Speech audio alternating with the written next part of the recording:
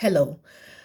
I had technical issues with my LinkedIn Live, so I decided to share this content in this video format. I believe that this will be helpful to you individually, personally, professionally, and even as a business owner or leading an organization or a team. This particular episode is on value-based goal setting. And for those who are just listening to me for the first time, I'm hosting a series on personal leadership development, and this is one of those sessions. Now, value-based, towards the end of the year, individuals and organizations are setting goals. And this is a good time for us to start considering the concept of goal setting, because some people face goal fatigue, whereby they just feel like this is something I'm doing routinely over and over again. So how do we set goals in a way that it is working for us and not working against us?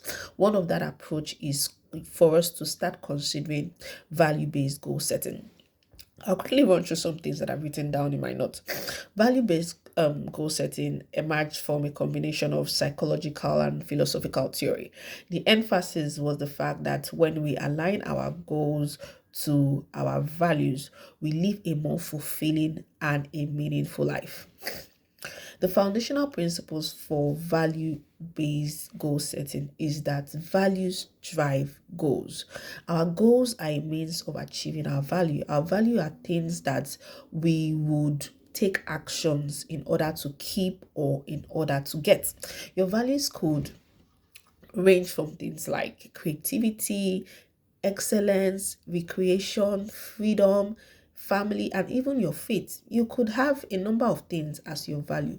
When you understand that the goal you are trying to achieve, that you want to stick to, a goal that would motivate you, a goal that would inspire you, a goal that would make you to persevere, is tied to your values, then we begin to change how we go about our goal setting and start making them value-based. Another thing is also that, people would ask, what would change in the next 1 year? What would change in the next 3 years? What would change in the next 5 years? AI is here, emerging technologies are here. What will change? But one thing we need to start asking is, what are the things that will not change?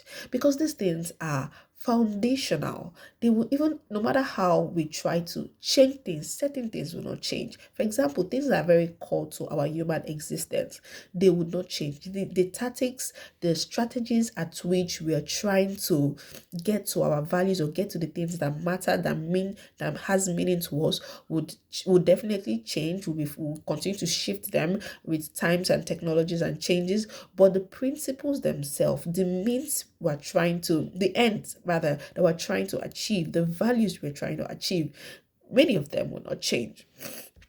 So also, that's why it's important to know your own values. What are the things that matter? What are the things that make meaning to you? That way we are not just meeting external expectations or going with the waves of trend. Rather, we are doing things that have meaning to us intrinsically. When considering opportunity for next year, or as it may be even in the long term, it's always good to go back and ask ourselves, does this align with my values? And trying to make sure that we're putting that always at the forefront of our mind, so that any decisions that we're taking at the end of the day are things that really has meaning to us, things that are really fulfilling to us, and not just things that at the end of the day makes us, when you do them, you're like, it doesn't have any meaning to me. When we feel stuck, when we feel that we're in one certain place, when we have that discomfort, most times it's because we are doing things that does not align with our values. And having a very clear value help you to know how to start shifting away from the things that at the end of the day, or they are not adding to the things that mean a lot to me. Also, another thing to note is that when we have values, when we have goals that are based on value, on our values, it keeps us internally motivated rather than just definitely internal motivations are stronger than external motivations. We need external motivations, but value-driven goals gives us a stronger reason on why we should do certain things. So I want you to take a few minutes to do some certain exercise. I want you to write down one goal. If you don't have anything in particular, you've not thought of it, just think of something that you would wish to happen, something that you like to get done for next year. I'll just give us a second to think about that. Okay, now this goal that you have in mind, or the one you have written on a piece of paper or a notepad, what does this goal tell you about your values? What does this goal tell you? 3 things that it tells you about your value. Now, does this value that you have noted, does it align with what you would want to be known for? Does this align with your authentic self, how you would want to be, what will have meanings to you? If it does, beautiful. And if it doesn't, it's time that you probably start looking for, how do we change it? How do we make some adjustments, as the case may be? So I'm going to stop here for now.